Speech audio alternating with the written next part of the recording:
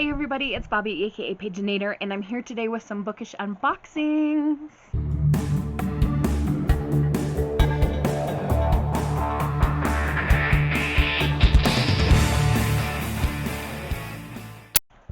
So we have a few things that came in the mail, and we're starting with a pin.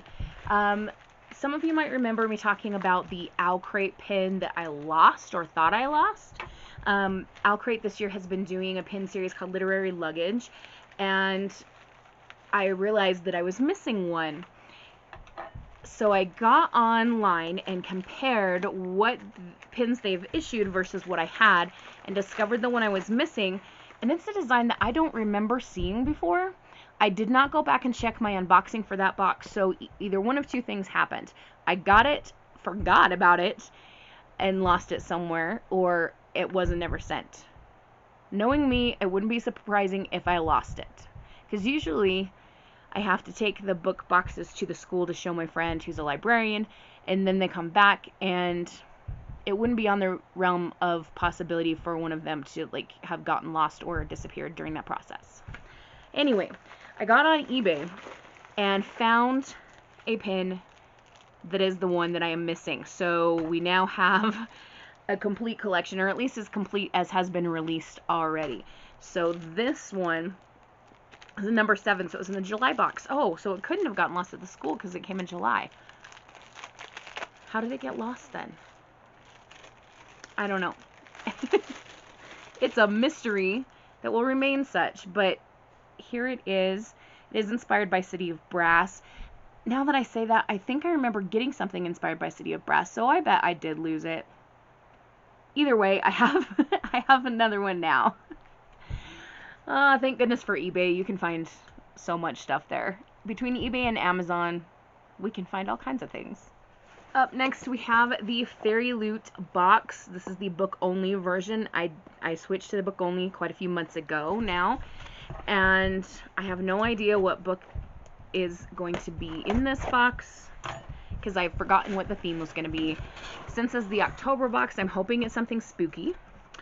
We do have some crinkles, which I'm going to get in to this garbage box right here. Alright, so here's the pouch. Let's take a look. Is that purple I see? Ooh. That's kind of a bluish purple. Alright, we've got the theme card here. Farewell, My Love is the theme. Here is the art card on the back of the Dear Reader letter. The author's signature is hard to discern, so I still don't know what the book is. Farewell, my... Okay, I guess we'll find out together. Yay! Belladonna by Adeline Grace. I've been seeing her posts on Instagram about this book, and I've been so excited. So I'm really, really happy that it's this one. We have stencil design here, and then we saw the sprayed edges on the top, and there's the bottom. Oh my goodness. Okay, let's see what else, because there's always other special things in Fairyloot books. Alright, I don't see any art on the inside of the dust jacket, but we do have more printing on the cover. Look at this. And the texture is like kind of a linen finish. It's not cloth, like actual linen, but it kind of looks like linen and feels like linen. Wow. Okay. Oh, we have end papers. Let's check the other side. Other end. Oh, yep, different design here. Oh, that's so pretty. Alright, we'll read the Dear Reader letter and then the dust jacket. So starting here. Fabulous Fairyloot readers, I couldn't be more thrilled to welcome you to Thorn Grove and to introduce you to a story that has captured my whole heart. I came up with the idea for Belladonna 8 years ago while I was sitting up on the catwalk of a live theater I used to work at, watching what was probably our 30th or 40th performance of The Secret Garden. Since then, the story has had many different iterations, some where Cigna never had powers, others where death was never a romantic lead. and even a version that was a middle grade. But the more I wrote and uncovered the true story and characters, the more that I, like Cigna, fell for Death and his dark intrigue. The more the more they bantered and argued and hated each other, the more I realized what I really had on my hands, a descent into darkness in the form of a love story. Belladonna is about a girl who is forced to team up with Death himself, the man she hates more than anyone in this world, to solve a murder and prevent another from happening in her own home. Okay, I need to pause right here. I am in so much pain right now. I don't need to get into why, but oh, my body hurts. Okay. Breathe. Where was I at? Okay, so she's solving a murder, preventing another one from happening in her own home. If I had to compare it, I'd say it's Crimson Peak meets Bridgerton. It's as much as romance as it is a mystery and has as many tea parties as it does ghosts. Writing my first series felt like embarking on a wonderful magical adventure, but to me, Belladonna feels like coming home. It's everything that I have ever wanted to write, and I feel so fortunate to have the chance to share it with you. This is my favorite story I've ever written, and I hope that you'll love it just as much as I do. Happy reading. Oh my goodness. Okay, we need to take a look at the back of the cover before I read the synopsis and the dust jacket. Your name is no curse, little bird. I just like the taste of it. Ooh. Alrighty, and here is what we can learn. For as long as Cigna Farrow has been alive, the people in her life have fallen like stars. Orphaned as a baby, 19-year-old Cigna has been raised by a string of guardians, each more interested in her wealth than her well-being, and each has met an untimely end. Her remaining relatives are the elusive Hawthorns, an eccentric family living at Thorn Grove, an estate both glittering and gloomy. Its patriarch mourns his late wife through wild parties, while his son grapples for control of the family's waning reputation and his daughter suffers from a mysterious illness. But when their mother's restless spirit appears claiming she was poisoned, Cigna realizes that the family she depends on could be in grave danger and enlists the help of a surly stable boy to hunt down the killer. Cigna's best chance of uncovering the murderer, though, is an alliance with Death himself, a fascinating, dangerous shadow who has never been far from her side. Though he's made her life a living hell, Death shows Cigna that their growing connection may be more powerful and more irresistible than she ever dared imagine. Wow. Why do I keep getting new books that I really want to... I should not, have done an October TBR game, I am realizing, because one, I don't have time, and two, I keep getting new books that I want to read instead of the other ones. Speaking of getting more books that I don't have time to read, we have the Book of the Month box. Lately, I've just been getting one book from them. That's usually how it works. With Book of the Month, you go in and choose from their options. They usually have 5 or 6 options each month for you to pick from, and you pick one. And then you can always do add-ons. You can add up to 2 other books. And I picked 3 of the monthly choices because they looked so interesting. I almost never ever do that. In fact, I don't remember the last time that I've done that. If you're interested in joining Book of the Month, I have a link in the description box down below, and if you sign up with my referral link, then that will help me. So there you go. Here is the top of the box. We've got 3 books in here, so they are tightly packed. And you saw this one. We're going to go through each one of these.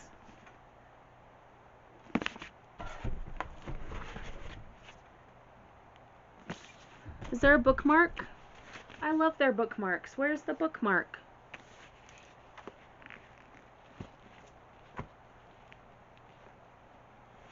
I guess they didn't give me a bookmark this time. That's okay. I have plenty. Alright. So let's start with Hester. This is by Laurie Lico Albanese. And it says, who is the real Hester Prynne? If you don't know the name Hester Prynne, read The Scarlet Letter. That's where that comes from. Okay.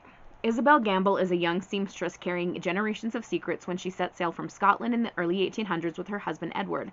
An apothecary who has fallen under the spell of opium, he has piled up debts, forcing them to flee Glasgow for a fresh start in the New World. But only days after they've arrived in Salem, Edward abruptly joins a departing ship as a medic, leaving Isabel penniless and alone in a strange country, forced to make her way by any means possible.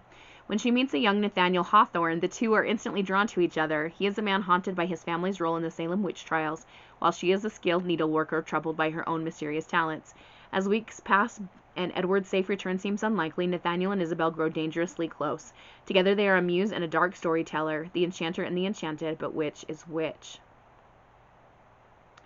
So it is inspired by the heroine of the Scarlet Letter. Nathaniel Hawthorne is the author of the original Scarlet Letter, so we're combining author and character here. That sounds so interesting. This is an adult book. I can't remember if any of these are young adult. That one's adult. This one, we'll have to see. The next one is Thistlefoot by Jenna Rose Nethercott. The dust jacket tells us the Yaga siblings, Bellatine, a young woodworker, and Isaac, a wayfaring street performer and con artist, have been estranged since childhood, separated both by resentment and by a wide miles of American highway. But when called to receive a mysterious inheritance, the siblings are reunited, only to discover that their bequest isn't land or money, but something far stranger, a sentient house on chicken legs. So of course this is going to be Baba Yaga inspired from Russian folklore. Thistlefoot, as the house is called, has arrived from the Yaga's ancestral home in Eastern Europe, but not alone. A sinister figure known only as the Long Shadow Man has stalked across continents, bearing violent secrets from the past, fiery memories that have hidden in Isaac and Bellatine's blood for generations, memories that have begun to awaken. As the Yaga's siblings embark with Thistlefoot on a cross-country theater tour, the Long Shadow Man follows in relentless pursuit, as do the specters of history, including the forgotten fate of a small shtetl and the house's original inhabitant, Baba Yaga. Ultimately, time, magic, and legacy must collide, erupting in a powerful conflagration to determine who gets to remember the past and craft a new future. This also says that it is a sweeping adventure illuminated by Jewish folklore. I'm a sucker for anything Baba Yaga related. Just am. Our third book is Foul Lady Fortune by Chloe Gong. Her series,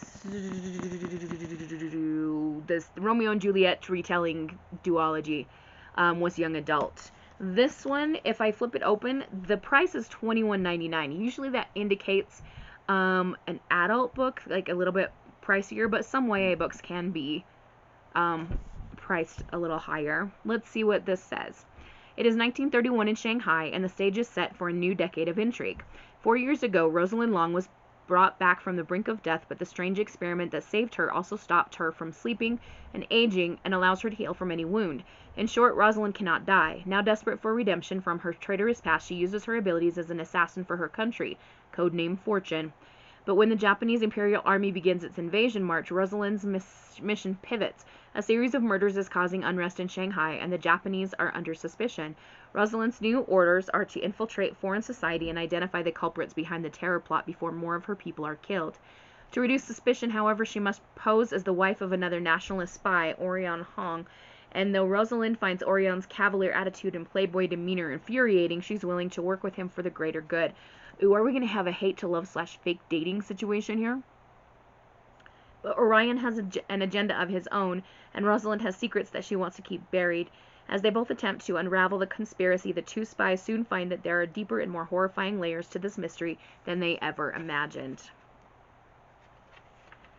Ooh. Oh my gosh. Okay, so I was just flipping and I saw the quote at the beginning. Time travels in diverse paces with diverse persons. I'll tell you who time ambles withal, who time trots withal, who time gallops withal, and who he stands still withal. Shakespeare, As You Like It. Rosalind is the heroine from As You Like It. That's her name.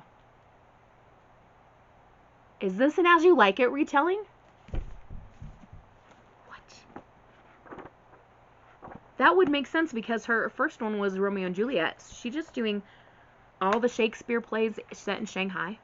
That's awesome. Oh my. This is very exciting. Okay.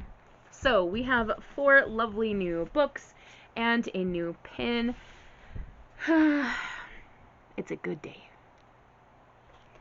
In the meantime, I've got some craft-a-weaning to do, and thank you, those of you who have been commenting on that series. It's been really fun so far, and we'll keep going with it. And in the meantime, I wish you all a wonderful, magical, and bookish day. Happy reading!